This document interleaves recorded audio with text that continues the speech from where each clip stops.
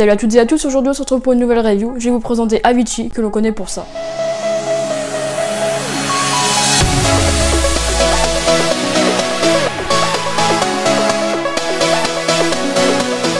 De son vrai nom Tim Bergling, Avicii c'est un producteur de musique suédois. Il est né à Stockholm, il y habite jusqu'en 2012. D'ailleurs sa mère c'est l'actrice suédoise Anki Liden. Et son demi-frère Anton Karberg est animateur radio et télé. Le DJ commence à produire à l'âge de 17 ans avec un remix du jeu Lazy Jones. Et il le signe sur le label Strike Recording. Avicii commence à poster ses remixes ou des chansons sur des blogs avec le nom Timberman. Suite à ça, ses amis lui conseilla de changer de nom de scène. Donc il essaya de se créer un compte sur le réseau social MySpace. Alors il essaya plein de pseudos, mais tous les pseudos qu'il prenait ils étaient déjà pris. Alors à un moment il se souvient qu'un ami lui avait parlé un jour du premier niveau de l'enfer bouddhiste, ça s'appelait Avicii, A-V-I-C-I, donc il essaya ce nom, il rajouta juste un i et devient officiellement son pseudo qu'il garda. Un ami lui a conseillé le logiciel FL Studio et l'accrocha directement. Avicii il était attiré par la production, il passa énormément de temps à faire ses musiques, il s'inspira beaucoup de Laidback Luke, Steve Angello, les Daft Punk ou encore Axwell. En 2008, Avicii sort son premier titre Man Man qui sort sur le label de Pet Tong et il est contacté par de nombreux labels du monde entier. Avicii dit vouloir créer des musiques pour des gens qui s'aiment, que ce soit à la maison ou en club, et donne une place importante à la mélodie dans ses productions. À 19 ans, il sort le single Soon of No, suivi de son EP qui contenait Moura et Record Breaker. En 2009, il sort son troisième titre Ryu qui sera présent pendant 2 semaines dans les charts, avant d'être playlisté dans Pet Tong Essential Mix. Avicii se révèle au grand public en 2010 sous le pseudo Timber avec le titre Bromance.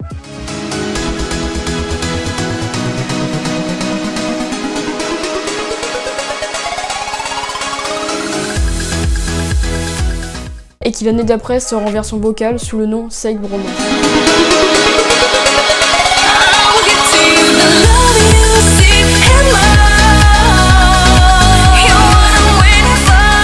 Mais c'est en 2011 qu'Avicii se faisait connaître mondialement avec son titre Level.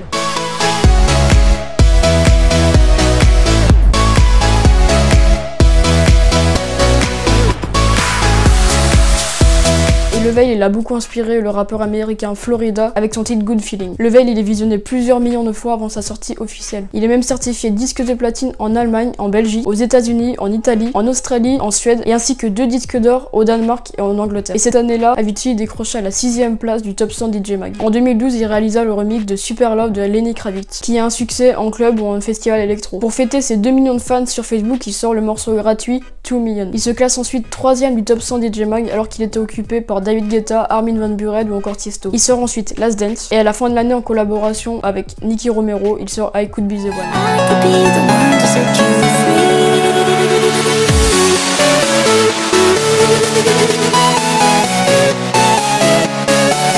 Attendu depuis plusieurs mois car Avicii l'avait déjà joué 5 mois avant à Tomorrowland. En janvier 2013, il lance le projet Avicii XU. En fait, il créa une mélodie au piano et la posta sur le site dédié aviciixu.com en demandant à ses fans musiciens à l'aider à trouver d'autres parties du morceau. Le projet il est baptisé la plus grande collaboration musicale au monde. Un mois plus tard, en février, les gagnants sont sélectionnés par Avicii et le titre sort sur le nom XU. Le titre il n'obtient pas un succès commercial. En début d'année, Avicii il obtient 3 millions de fans sur Facebook et sort également un titre intitulé 3 Million. En 2013, c'est l'année du premier album solo de Avicii. Il profita de l'Ultra Music Festival pour dévoiler quelques-uns de ses morceaux. Sa performance a créé le buzz car des musiciens monta sur scène et commença à jouer ses morceaux avec Avicii. Sur internet, beaucoup de personnes prétendent que c'est la fin de carrière de Avicii. Donc suite à ça, il a répondu, il annonce que sur son set de 75 minutes, il y avait juste 15 minutes où il voulait un set live différent, amusant. Plus tard, il collabore avec 2 membres du groupe ABBA. Il compose le générique de la finale de l'Eurovision 2013 qui a eu lieu à Malmö en Suède. Au mois de juin, il sort le premier single de son album.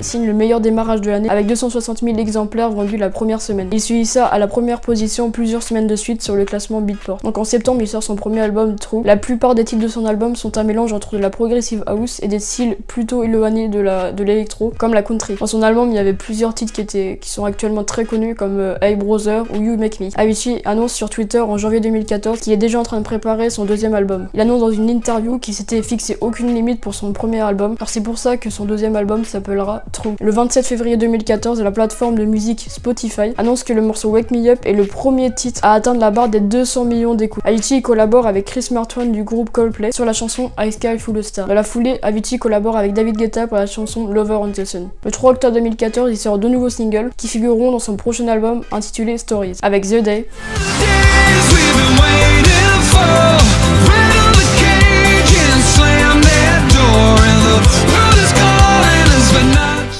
Lose Myself. Le 17 novembre, il dévoila aussi un nouveau titre, The Night, qui est apparu dans la bande originale de FIFA 15. Le 10 mars 2016, il dévoila son nouveau titre, Taste the Feeling, avec Conrad Sewell pour promouvoir la marque Coca-Cola. Mais le 29 mars 2016, il annonça qu'il mettait fin définitivement à ses tournées et shows à la fin de l'année pour des raisons de santé. En août, il se produisa pour la dernière fois à l'Ushuaïa Ibiza. Il arrêta sa carrière de DJ, mais il n'arrête pas la musique car il dévoila que dans les mois suivants, début 2017, il sortira son nouvel album. Et le 3 août 2017, Avicii annonce son grand retour et la sortie de son nouvel EP intitulé Avicii 1. Et également une collaboration avec la chanteuse Rita Ora est sortie. Donc voilà, pour aujourd'hui, ça sera tout pour moi. Donc n'hésitez pas comme d'habitude à me mettre en commentaire le nom d'un artiste, DJ, producteur que vous voulez que je présente pour ma nouvelle review. Et surtout comme d'habitude, explosez-moi la barre des j'aime et abonnez-vous et activez la notification pour être averti de toutes les vidéos qui vont sortir. Allez, à bientôt!